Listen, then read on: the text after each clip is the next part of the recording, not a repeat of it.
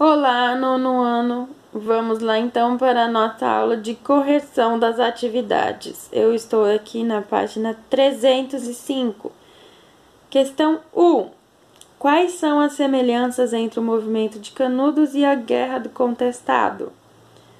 Os dois movimentos ocorreram nas primeiras décadas do período republicano e evidenciaram a insatisfação popular com relação às ações do governo. Além disso, os dois movimentos tiveram líderes religiosos caracterizados por uma espécie de messianismo, ok? Então, as semelhanças entre esses dois movimentos é que eles criaram comunidades à parte do governo que atraíram diversas pessoas na região do interior, ok? E criaram comunidades que acabaram por crescer tanto que incomodaram o governo, ok? Por serem governadas, por serem realizadas ações à parte do governo, ok? Eles se auto-organizavam em questão de trabalho, ok? E em questão de comida, de sobrevivência e inclusive de religião, ok? Então o governo ficou insatisfeito com essas duas comunidades e também outra semelhança é que o governo enviou tropas militares para acabar com os dois movimentos, ok? Então, tudo isso é semelhança que pode estar aí na sua questão, ok? Questão 2. Como era o modo de vida em Canudos? O trabalho era organizado de modo comunitário e as leis eram baseadas em princípios bíblicos. 3. Uma das causas da Guerra do Contestado envolvia concessões feitas pelo governo a uma empresa estrangeira. Explique como isso contribuiu para o conflito. Então, a concessão de terras feita pelo governo brasileiro possibilitou à empresa Brazil Highway explorar as terras perto da construção da ferrovia, ok? Em razão disso, as pessoas que viviam na região foram expulsas de suas moradias. Isso gerou insatisfação popular, de maneira que muitos aderiram à luta contra o governo.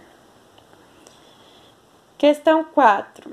Leia o texto abaixo sobre a guerra Leia o texto abaixo sobre a Guerra do Contestado e responda ao questionamento a seguir.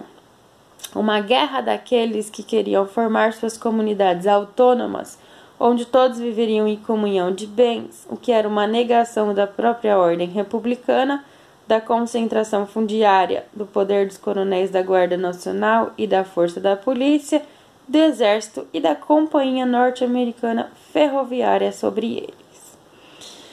Por que o governo era contra o modo de vida das comunidades que se desenvolviam na região do Contestado? Escreva um breve texto explicando esse tema. Utilize o trecho acima para formular seus argumentos. Essa questão, então, é de resposta pessoal, porque é para você construir o seu próprio texto, ok?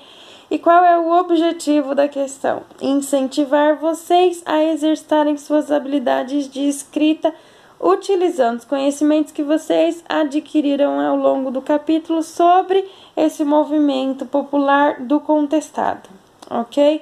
Então, vocês podem, por favor, ler os textos, rever as informações e construir o seu texto se guiando aqui pela pergunta da questão 4, ok? Essa questão eu vou corrigir, então, individualmente, ok? Espero que todos tenham mandado o texto para mim. Quem não mandou ainda, agora é a última chance, ok? Me mandem para que eu possa corrigir essa questão. Continuando para a página 306, questão 5. Uma das formas de os marinheiros reivindicarem seus direitos ao governo foi enviando uma carta. Observe a imagem do documento e leia um trecho dele a seguir. Nós temos então aqui a reprodução, ok, da carta que foi mandada ao governo. Rio de Janeiro, 22 de novembro de 1910. Senhor Presidente da República Brasileira, nós, marinheiros, cidadãos brasileiros e republicanos, Não podemos mais suportar a escravidão na Marinha Brasileira.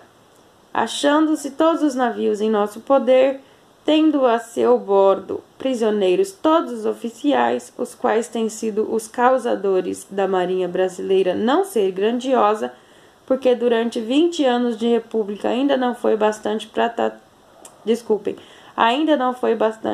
tratar-nos como cidadãos fardados em defesa da pátria, mandamos esta honrada mensagem para que Vossa Excelência faça aos marinheiros brasileiros possuirmos os direitos sagrados que as leis da República nos facilita, acabando com a desordem e nos dando outros gozos que venham engrandecer a Marinha Brasileira.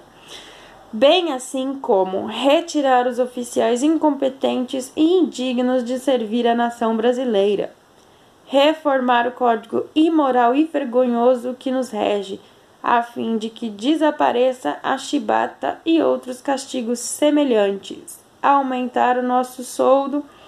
E aí indica aqui que o texto continua, ok? Mas nós precisamos, para responder a questão, apenas dessa parte que foi colocada aqui.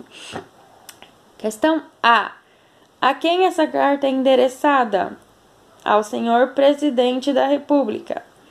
B. Segundo os marinheiros, eles viviam em uma espécie de escravidão na marinha. Sublinhe na carta o trecho que mostra essa afirmação e explique o que isso quer dizer.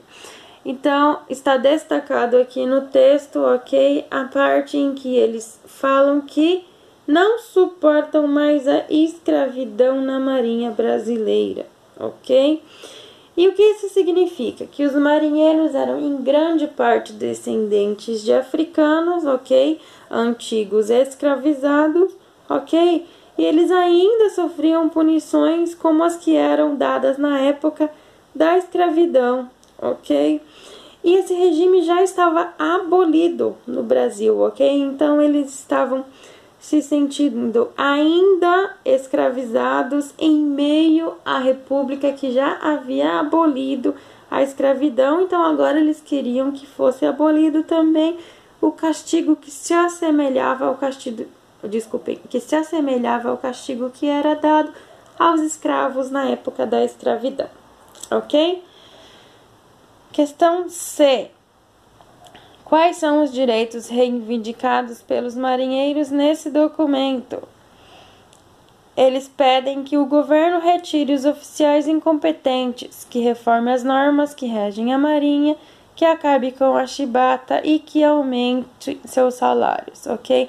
É esse trecho que está destacado aqui no final, ok? Final do texto. E que também, se alguém utilizou esse trecho na questão B, também está certo, ok? Porque aqui também menciona a chibata, ok? Que era um castigo dado aos escravos, ok? Então, se você mencionou na questão B, esse trecho também está correto, ok? Vamos então agora para a página 307. A república é a forma de governo em que o poder é exercido por políticos eleitos, com a participação da população.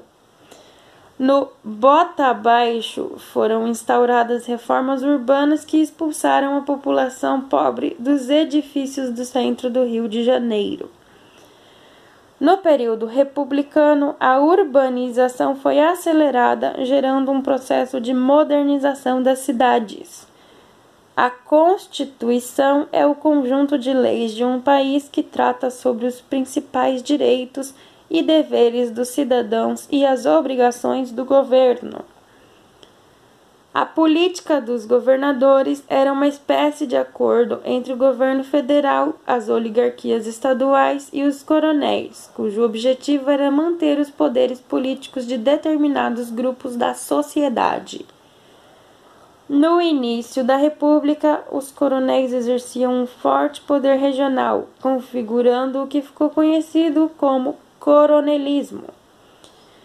Alguns movimentos de contestação que ocorreram no período republicano foram o movimento de Canudos, a Guerra do Contestado e a Revolta da Chibata.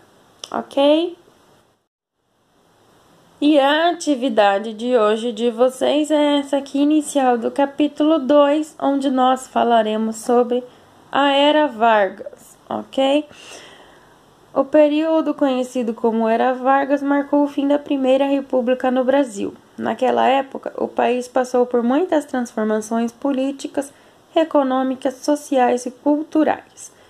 Vamos estudar o contexto da ascensão de Getúlio Vargas ao poder, assim como as principais características de seu governo. É isso então que nós vamos estudar no capítulo 2, mas antes de começar, eu quero que vocês respondam aqui essas questões iniciais, ok, da página 309. A. Identifique Getúlio Vargas na fotografia. Nessa fotografia, então, presente nas páginas 309 e 308, onde está Getúlio Vargas? Quem é ele? B. Observe as faixas retratadas na fotografia e identifique quais grupos de pessoas estão presentes na multidão. Essas faixas aqui, então, o que elas estão dizendo, ok? O que os caracteriza, ok? Que tipo de pessoas, quais são os grupos presentes na multidão, ok? De acordo com essas faixas. E C, comente o que você já sabe sobre a consolidação das leis do trabalho, a CLT. Ok? O que você sabe sobre essa CLT? Se você não sabe nada, faça uma pequena pesquisa de 2, 3 linhas sobre o assunto, ok? Tchau, tchau!